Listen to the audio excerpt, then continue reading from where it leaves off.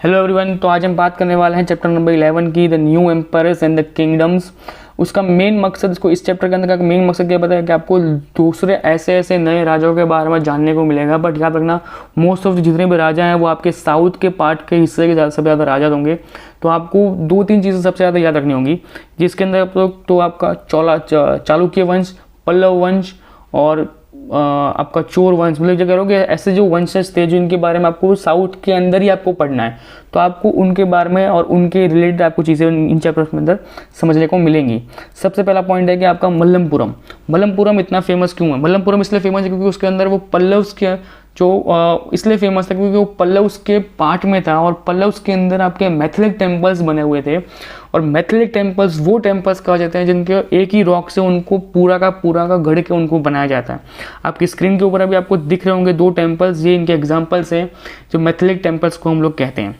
Okay, आगे हम पढ़ते हैं आपकी हर्ष चरित्र के बारे में।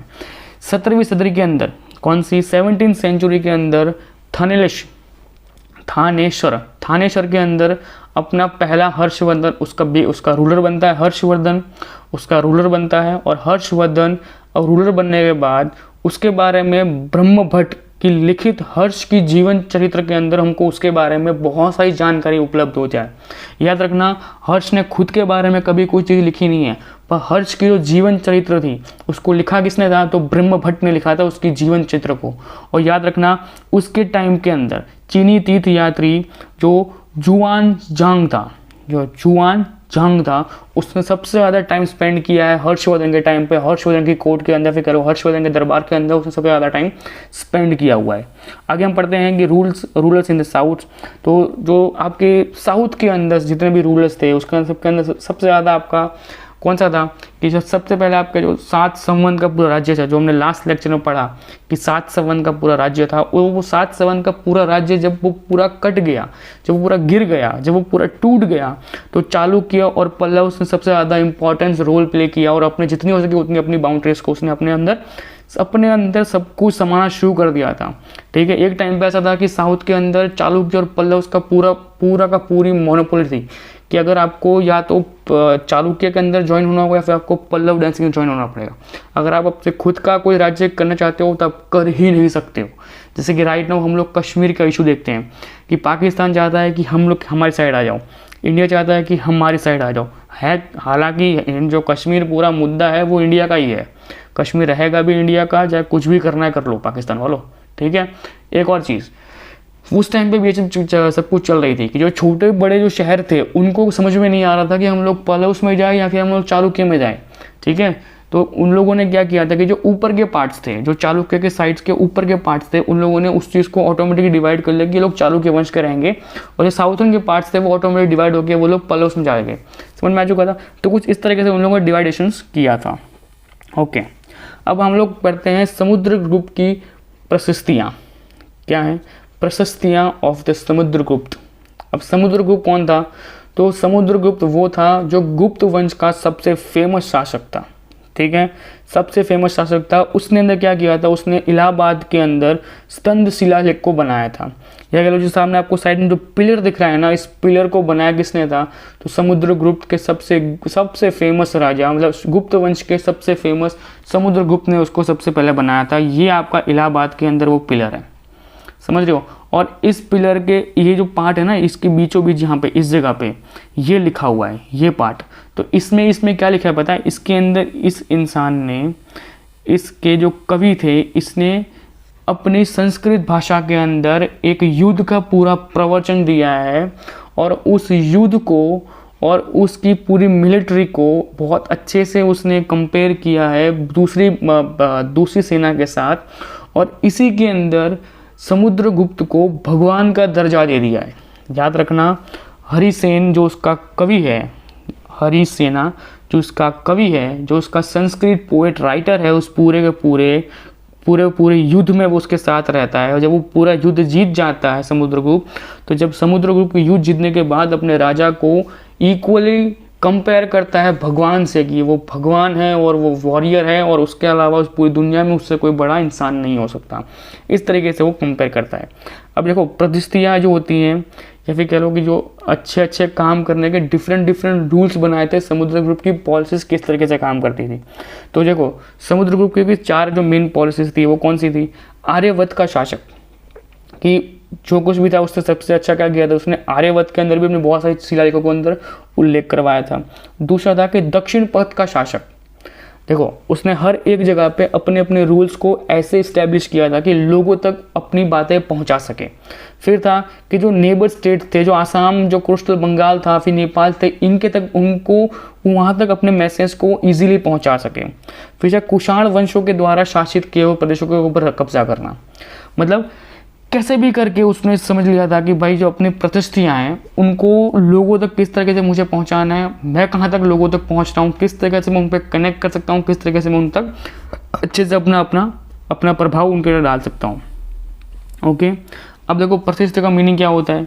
अब पहले बता चुका हूँ कि प्रतिष्ठा का मीनिंग होता है कि भाई किसी भी चीज़ को बहुत अच्छे से प्राइसली अपने साथ अपनाना, या फिर उसको अच्छे से कह लो कुछ तुमने हासिल कर लिया हो, वो होता है प्रतिष्ठा। की बाद में कुछ ज़्यादा बहुत चीज़ें, बहुत बड़ी बड़ी चीज़ें अगर मैं हासिल कर लेता हूँ तो लोग कहेंगे कि कितनी बड़ी प्रतिष्ठा इस लोगों ने, इस बच्चे ने हासिल कर ली है। तो कुछ इस तरीके से उसके बारे में यूज़ किया जाता है। बट एक और टर्म होती है प्रतिष्ठित का, मतलब एक और चीज़ होती है कि लॉन्ग इंक्रिप्शंस होते हैं, कि लंबे लंबे इंस्क्रिप्शन होते हैं जो राजा के द्वारा उसके कवि लिखते थे, राइट। और गुप्त टाइम के अंदर ये प्रतिष्ठियाँ इतनी इंपॉर्टेंट हो चुकी थी क्योंकि गुप्त के जो राजा के जो लेखक थे उनका एक ही काम रह चुका था कि भाई कुछ भी करके कोई भी अच्छा काम किया उसके बारे में तुम लिखो, राइट। तो वो लोग आंख बंद करके लिखते थे। समझ में आ चुका। अब आपका अगला पॉइंट आपका आता है चालुक्य किंगडम। अब देखो Chalukya kingdom was the centre as the, जो वो कहाँ पे था, तो रायपुरी दोबी में था। कहाँ था, रायपुरी या रायचोरी दोबी के अंदर था, ठीक है। अब रायचोरी दोबी कहाँ थी, तो लोकेटेड थी कृष्णा और आपकी तुंगभद्रा नदी के बीच में स्थित थी। एक और चीज़ थी, उसकी जो कैपिटल थी, वो कैपिटल कौन सी थी, तो वाटपीटिक या कि वाटापीटिक। अब देखो ये भी इसकी कैपिटल थी। दूसरी चीज़ कि पुलकेशी सेकेंड, वो पूरे राज्य का या फिर कहो पूरी डायनेस्टी का सबसे फेमस कवि था, मतलब सबसे फेमस कवि, पूरे सबसे फेमस किंग था, ठीक है। और इसका जो राज्य कवि था वो कौन था, तो रवि कीर्ति। समझ में आ जाएगा।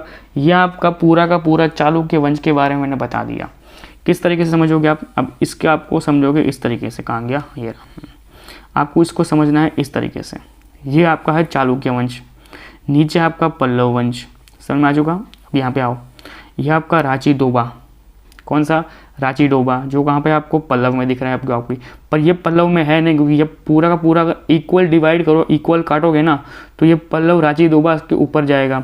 दूसरी चीज़ कि हमने क्या समझा कि कृष्णा और तंगभद्रा के बीच में जो रांची डोबा है वो लोकेटेड है। तो अब यहाँ पे दिख रहा है आपको कृष्णा नदी यहाँ पे है और तंगभद्रा यहाँ पे है, तो हो गया ऑटोमेटिक कि यहाँ के बीच का जो सेंटर दिख रहा है आपको, जहाँ मेरी उंगली अभी है, ये पूरा एंगल, यहाँ पे कौन सा होगा आपका, यहाँ पे होगा आपका रायबुद्रा, समझ लो, या फिर राय दो ओ बी, जो रायपुर दो भी है वो आपका यहाँ पे लोकेटेड होगा कृष्णा और तंगभद्रा नदी के बीचों बीच में, क्लियर। और ये पूरा का एरिया को उसको आप क्या कंपोज करोगे, इसको आप कहोगे चालुक्य किंगडम। और चालुक्य किंगडम का पुलकेशिन सेकंड, कौन सा, पुलकेशिन सेकंड आपका सबसे फेमस डायनेस्टी का पूरा सबसे फेमस किंग था।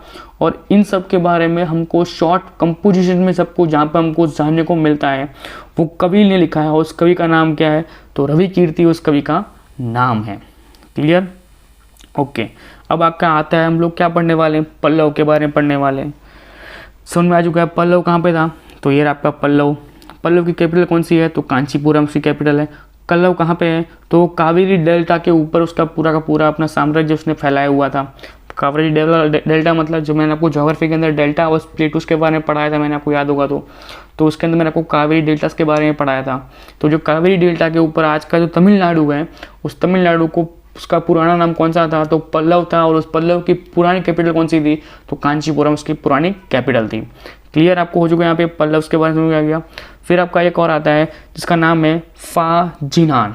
कौन सा नाम है इसका, फाजियान। फाजियान का मेन मकसद क्या था कि उसने वो चाइनीज़ तीर्थ यात्री था और उसका मेन मकसद था कि भाई इंडिया और श्रीलंका के अंदर जितना हो सके अपने तीर्थों से लोगों तक अपनी बातों को पहुंचाना। और वो एकमात्र ऐसा इंसान था जिसने बहुत ज़्यादा आके लिम्बुनी, जो जहाँ पे आपका लॉर्ड बुद्धा का या फिर गौतम सिद्धार्थ का जो जन्म स्थल था लिम्बुनी, उसके अंदर आके उसने सबसे ज़्यादा अपनी चीज़ों को ट्रांसलेट किया है उनकी भाषा से अपनी भाषा में, उसको लेके अपने देश गया हुआ है।